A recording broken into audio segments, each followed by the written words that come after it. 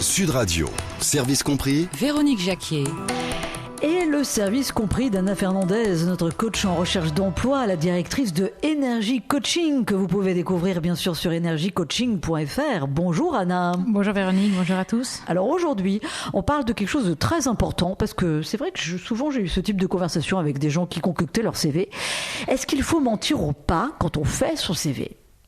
Alors, on va dire que certains candidats sont tentés de mentir et de le valoriser, de valoriser leur profil, de maximiser en fait leur chance d'être recruté.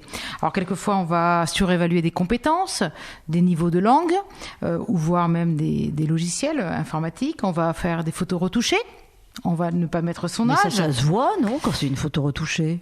Alors la photo retouchée ne se voit pas, mais quand on va rencontrer la personne, on va voir qu'il y a une différence. Ah oui, on va voir qu'elle a 10 ans de plus. Voilà.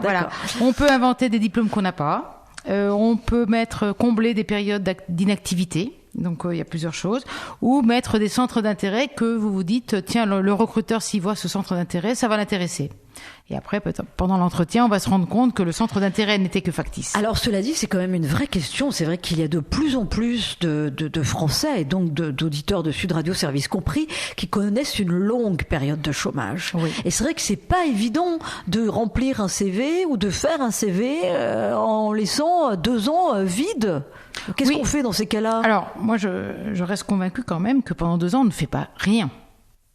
On peut faire du bénévolat, on peut avoir fait une année sabbatique ou un séjour à l'étranger. On a vraiment de quoi valoriser, ou simplement dire voilà, j'étais en recherche d'emploi pendant 2 ans et on assume. Donc l'idée c'est pas de combler des trous et d'inventer des choses, puisque de toute façon ça va se sentir au moment de contrôle, puisque aujourd'hui on a des annuaires des anciens diplômés pour savoir si on a le diplôme. On peut contacter les anciens employeurs pour savoir si vous avez bien été à ce poste-là pendant la durée que vous avez indiquée pendant le CV et au poste que vous avez tenu. Donc on a des façons de vérifier que ce trou, comme vous dites, était un vrai trou et on a fait des choses ou ça ne l'était pas. Donc concrètement, on a de quoi. Et s'il y a tromperie, clairement, aujourd'hui, on n'encourt pas beaucoup de suites judiciaires, sauf pour les avocats, donc pour les avocats, huissiers, notaires, donc tout ce qui est profession juridique ou médecine. Voilà. Rappelez-vous également le cas du directeur de Limoges, de l'aéroport de Limoges, qui a fait croire qu'il avait tous les diplômes pour être directeur de l'aéroport de Limoges. Et après 3 mois, il s'est révélé qu'il ne les avait pas et lui a été poursuivi en justice. Donc finalement, on est toujours attrapé par son passé. Oui. Alors le monde est très petit, notamment des cabinets de recrutement. Quand vous commencez à mentir, ça se sait. Donc ce qu'appellent les chasseurs de tête, des blacklists. Il y a des noms de personnes à certaines fonctions où on sait que son CV est de l'intox. Donc il faut faire très attention, le monde est très petit, plus qu'on le pense, même quand on cherche à Paris et qu'on cherche un poste en province ou vice-versa. Béatrice a composé le 0826 300 300, Anna. Alors je vous propose de la prendre tout de suite et puis les astuces concernant le CV, on va les égrener tout au long de l'émission. Oui, je vais donner les bonnes raisons aussi de mentir. Voilà. Comme ça va me mettre en appétit, évidemment, les auditeurs de Sud Radio, service compris, pour rester avec nous. D'ailleurs, j'en profite pour vous souhaiter un bon appétit si vous êtes à table. Allez Béatrice, bienvenue, c'est à vous. Bonjour, merci beaucoup. Ben voilà, j'ai des problèmes sur mon poste de travail. On me propose un licenciement et forcément j'ai un peu peur de comment ça va être vu dans une recherche d'emploi futur. Est-ce que je dois parler au moment de l'entretien d'un accord amiable ou c'est pas gênant de dire que j'ai été licenciée ou le seul doute que j'ai, c'est vraiment je pense qu'ils vont douter de mes compétences. Mais oui, bonne question, Béatrice. Oui, tout à fait. C'est vrai que, alors moi, je serais plutôt pour la transparence, de dire voilà, votre départ de votre entreprise a donné lieu à un licenciement économique, on va espérer, plus que pour faute grave, où ça poserait un problème, ce serait pour faute grave. Si c'est pour un licencié économique, ça s'explique. S'il y avait faute grave, le petit mensonge qu'on peut permettre, c'est de dire voilà, c'était un accord amiable. La seule chose, c'est qu'on sait qu'on peut pas faire appel à votre employeur pour une référence, parce que ça a été litigieux. Mais si c'est un départ de licenciement économique, normalement, on part en bonne entente avec son ex-employeur et on peut l'utiliser comme référence. Donc ne mettez surtout pas en doute vos compétences, puisqu'en fait ça a été un licenciement économique, on peut le penser. Ça ne remet pas du tout en cause vos compétences. C'est à vous de vous revendre lors d'un nouvel entretien pour réfléchir. Vous êtes dans quelle fonction ? la fonction financière. D'accord, donc plutôt dans la finance. Bon, si vous êtes, on va dire, type contrôleur de gestion ou analyste financier ou responsable financier, normalement, voilà, un licenciement économique par certaines sociétés, ça peut s'entendre pour rebondir. D'accord. Béatrice, c'est un licenciement économique ? Oui, c'est un licenciement économique. D'accord. Ok. Oui, bon, ça se, entre guillemets, ça se plaide. Ça se justifie, facilement, on va dire. Oui, vis-à-vis d'un autre employeur. Je pense qu'il n'y a pas d'inquiétude pour vous, Béatrice. Sans être indiscrète, vous avez quel âge ? 45 ans. Oui. D'accord. Alors l'âge, Anna ? Non, l'âge, il n'y a pas de problème à le mettre sur le CV. De toute façon, on recalcule facilement un âge à partir de ses études. Donc, il y a vraiment aucun problème pour pouvoir rebondir et trouver un nouvel emploi.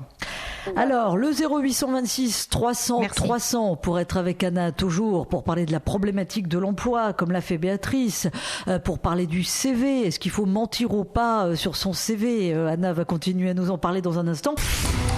Sud Radio, service compris. Véronique Jacquier.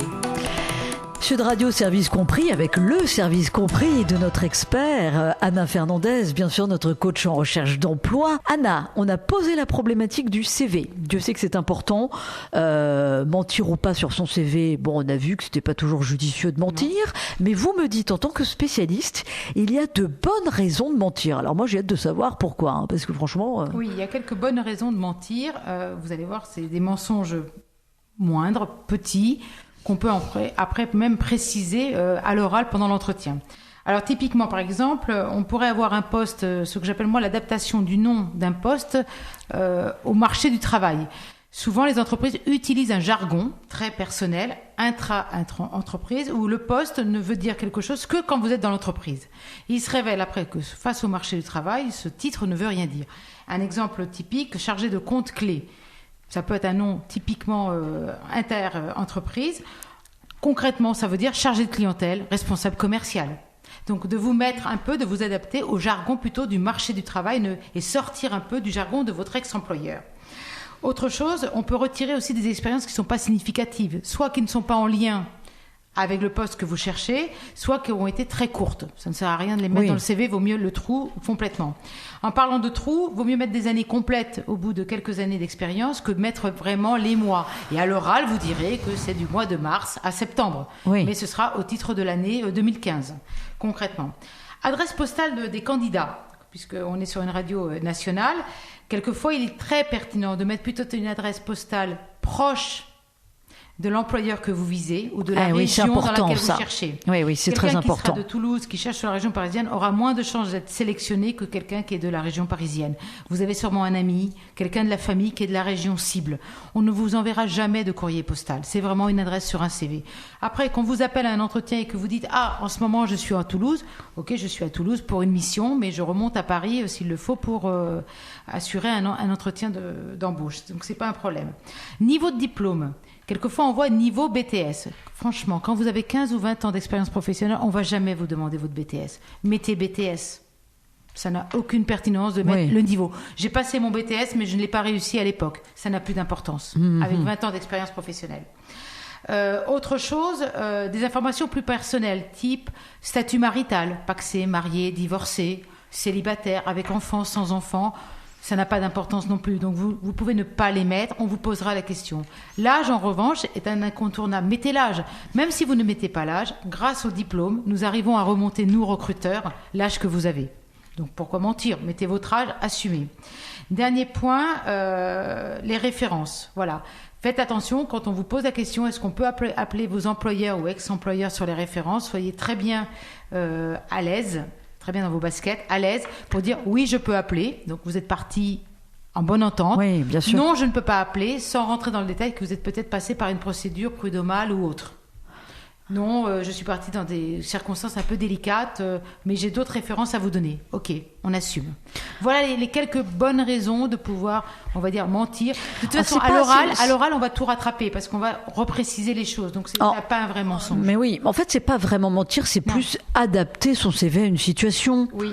C'est ça, c'est des petits artifices que j'appelle. Voilà, c'est plutôt des petits artifices, parce que mentir, c'est vrai qu'il y a une notion un peu d'amoralité, ce qui n'est pas forcément bien vu dans le monde du travail. On ne va pas commencer comme ça, évidemment. Non. Alors que là, ce sont plus des artifices pour être en phase avec ce qu'on peut attendre d'un employeur. Voilà, tout à fait, de s'adapter par rapport au marché, sachant que l'oral nous permet de rattraper ces petits artifices et de les préciser, de les spécifier. Tout à fait. D'accord. Alors, il est 13h27. Vous avez été très, très nombreux à appeler pour le jeu. Vous allez savoir qui est le gagnant dans un tout petit instant. On vous met en appétit, on vous met l'eau à la bouche. Mais évidemment, vous êtes nombreux aussi à appeler. Et ça, c'est bien aussi. Il faut le signaler, Anna. Oui.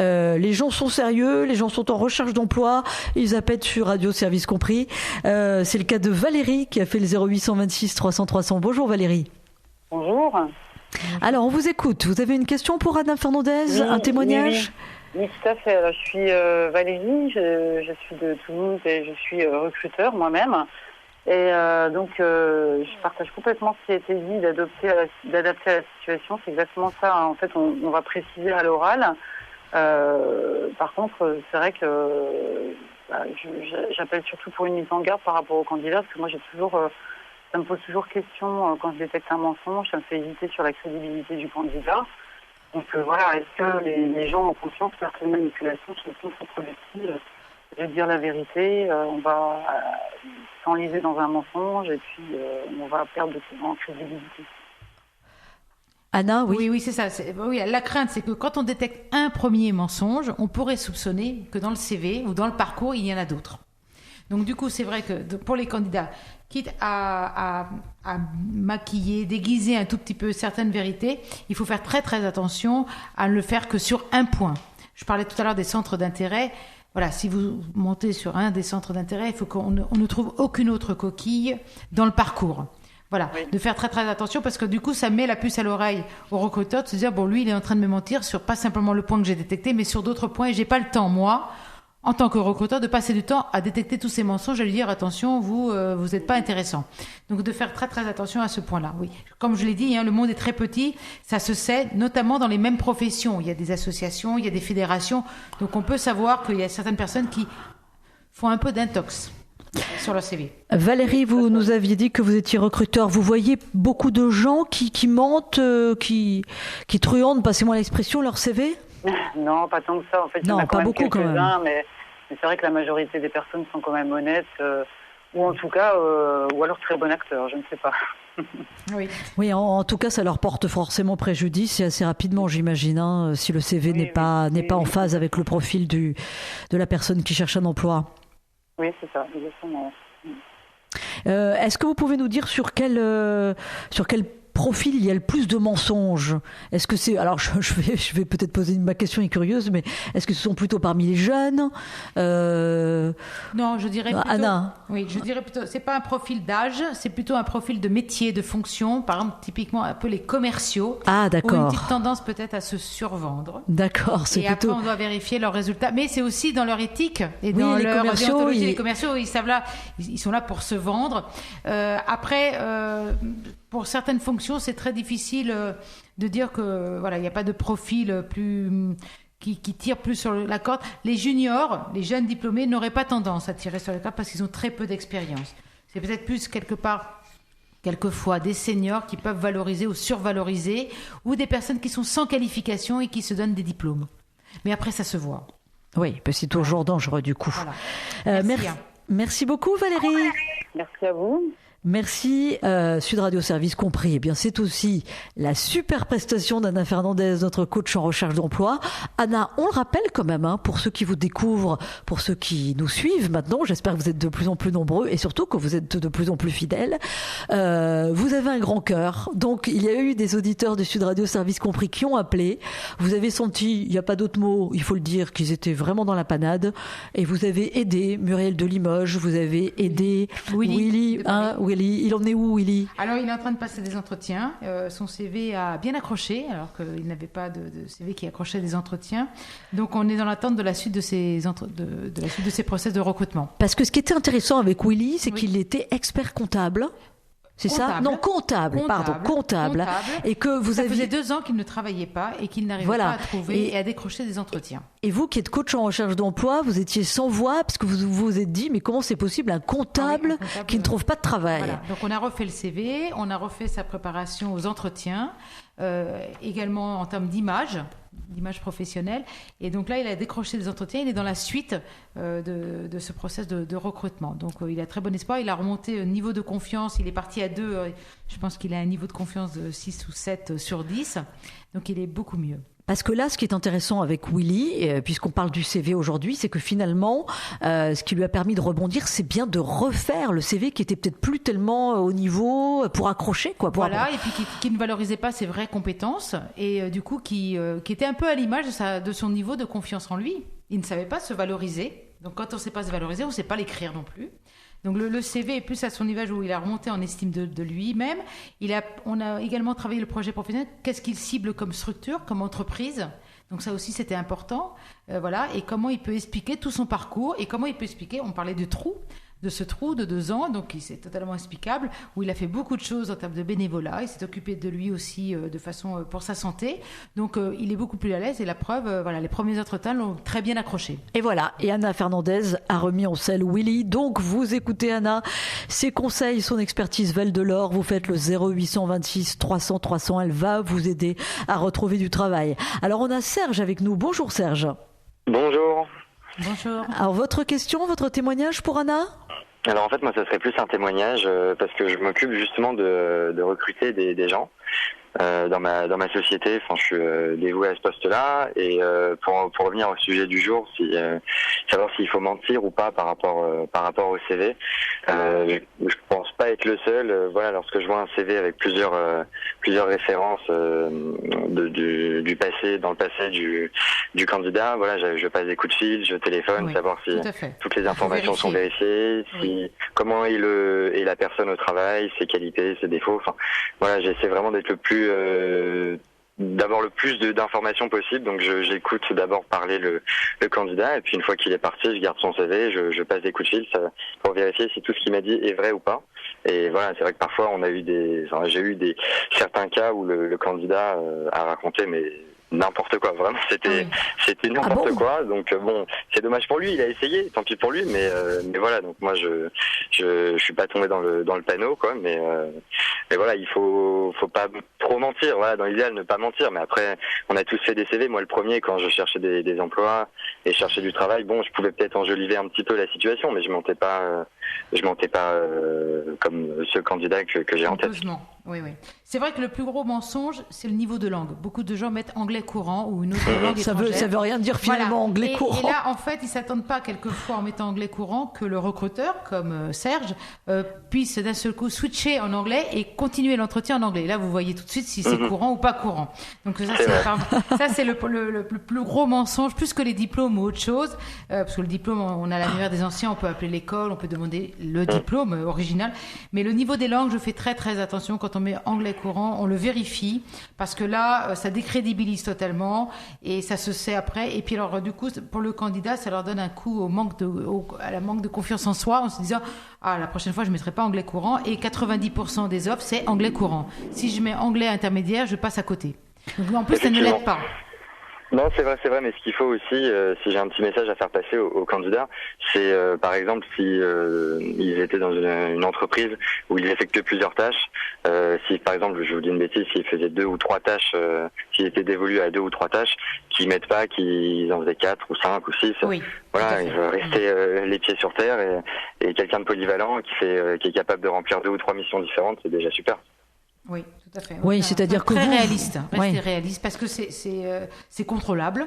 Déjà à l'oral, en plus des références par un recruteur, mais surtout après sur la prise de poste, parce qu'il y a quand même la période d'essai qui permet d'être viré, et on vérifie tout de suite toute cette polyvalence. Là, il nous a vendu un catalogue de prestations, de polyvalence, de compétences. Il s'avère que sur le terrain, il en sait un dixième.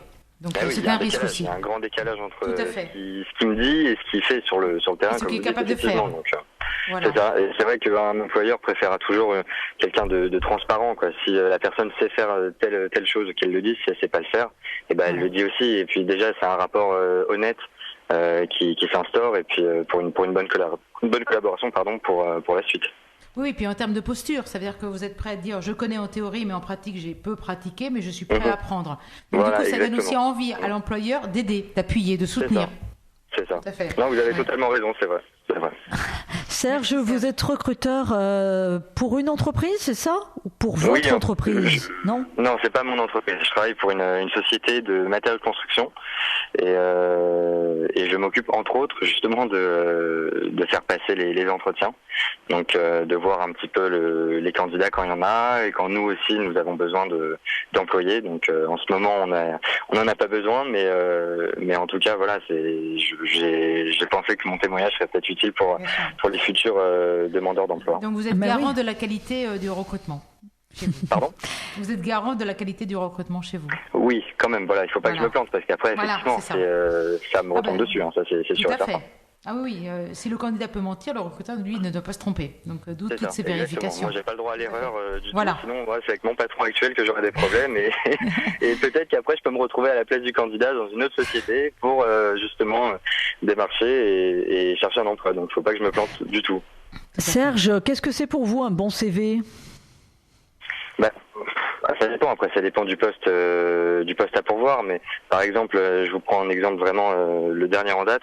On cherchait un cariste, une personne qui travaille dans un entrepôt pour servir les clients qui viennent. Voilà, bah déjà quelqu'un qui, c'est bête, mais quelqu'un qui sait parler français, qui arrive à bien communiquer avec le client, et quelqu'un qui est débrouillard. Donc après les CV. Pour un poste comme ça à pourvoir, moi je m'y fie quand même un minimum, mais c'est surtout le contact humain, C'est le la savoir-être. discussion que j'aurai avec lui. Voilà. Comment? Oui, c'est le savoir-être. Le savoir-être, l'impression qu'il me dégage. Après, bien sûr que j'ai pas un œil sur le CV, mais voilà, il y a certains postes où c'est vrai que c'est le courage, et après c'est vrai que c'est une part un peu de hasard parce que c'est comment je ressens la personne. Si je me trompe dans mon ressenti, je me trompe de A à Z. Après, pour l'instant je touche du bois, je me suis pas trop trompé. Bien sûr, mais en revanche, Serge, avant de voir la personne et de voir votre feeling avec lui, c'est le CV qui est arrivé. Donc il faut qu'il vous donne confiance pour l'appeler. Un CV truché de fautes d'orthographe ou Oui, mal bien sûr. présenté, Ah oui, ça, j'en vous, parle même pas, voilà. parce que pour moi c'est évident. C'est évident Voilà, que pour vous c'est évident. Mais il y a tout ce travail d'apparence. c'est pas bon. Voilà. Pardon Et après, vous allez pouvoir le rencontrer. Oui. Serge, Exactement. vous Ah nous oui, appelez non. d'où? Ouais. Je suis dans le 77, D'accord, mais où exactement? à Chelles. Je sais pas si ça vous parle. Oui. Non, moi pas trop. Mais Anna, Voilà, mais visiblement. en Ile-de-France. D'accord. Oui, d'accord. Merci Serge pour votre Mais je vous en prie. témoignage. Sud Radio, service compris. Véronique Jacquier. 13h45 et le service compris d'Anna Fernandez. Anna qui est là pour encore 5 minutes avec vous. Vous avez le temps de faire le 0826 300 300 et de lui poser une question. On parle du CV, hein, on parle de mentir ou pas sur son CV. On a vu que bon, a priori c'est pas très joli quand même de mentir, hein, mais qu'on pouvait avoir plutôt des bonnes raisons, qu'il y avait des petits artifices qui étaient valables, qui tenaient la route. Alors Anna, moi je me pose évidemment beaucoup de questions comme les auditeurs de Sud Radio Service compris. C'est une question qu'on a dû vous poser au moins 10 000 fois. Mais qu'est-ce qu'un CV qui sort du lot? Alors, un CV qui sort du lot, c'est un CV qui reflète bien vos compétences. Mais comme on ne vous connaît pas, au moins il faut retrouver certaines thématiques. C'est-à-dire, il faut bien voir vos coordonnées, c'est clair, les postes, le ou les postes que vous ciblez, vos années d'expérience, vos domaines de compétences, en gros, votre savoir-faire, qu'est-ce qui est écrit, le parcours professionnel, chez qui vous avez travaillé, à quelle fonction et à quelle date, en mettant vos réalisations probantes, les plus révélatrices, les plus pertinentes. À la fin, ça finit par la formation, on met toujours la formation à la fin. Même pour des jeunes diplômés qui ont une tendance à mettre la formation au tout début, non, mettez-la après vos stages. On finit par les formations et les niveaux de langue et les centres d'intérêt.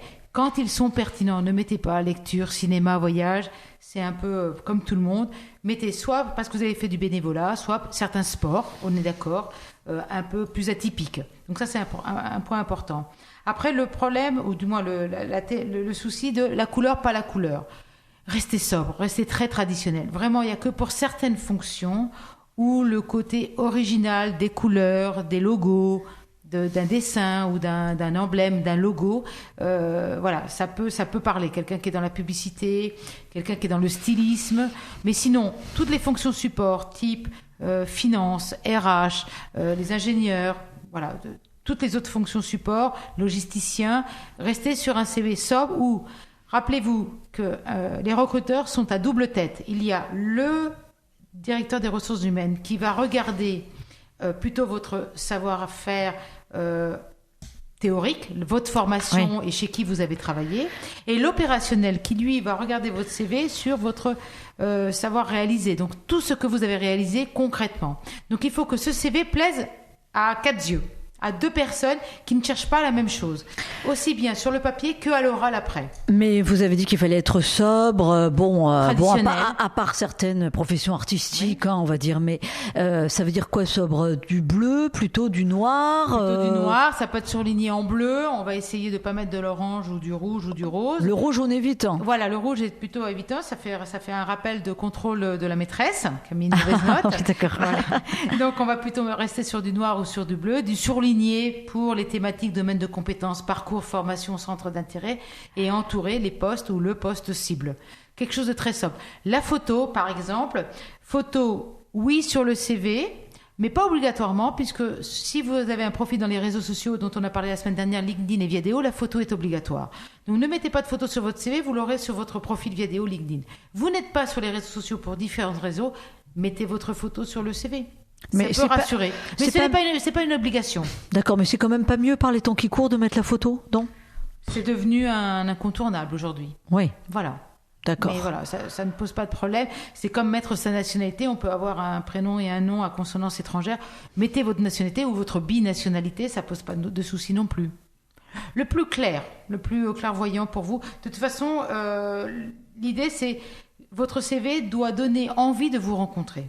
Donc plus vous êtes dans la confiance, du moins vous donnez confiance et votre CV est clair et posé, plus vous allez susciter un entretien. Et c'est l'objectif. L'entretien. Après à l'entretien, votre objectif, votre défi est de convaincre définitivement. Alors, vous écoutez Anna, elle est passionnante, le CV, l'entretien, bref, tous les lundis, on parle de sujets qui vous aident à retrouver du travail, ou tout au moins qui vous donnent des astuces, évidemment, pour être dans le coup, pour ne pas perdre le fil. Anna, on se retrouve lundi prochain.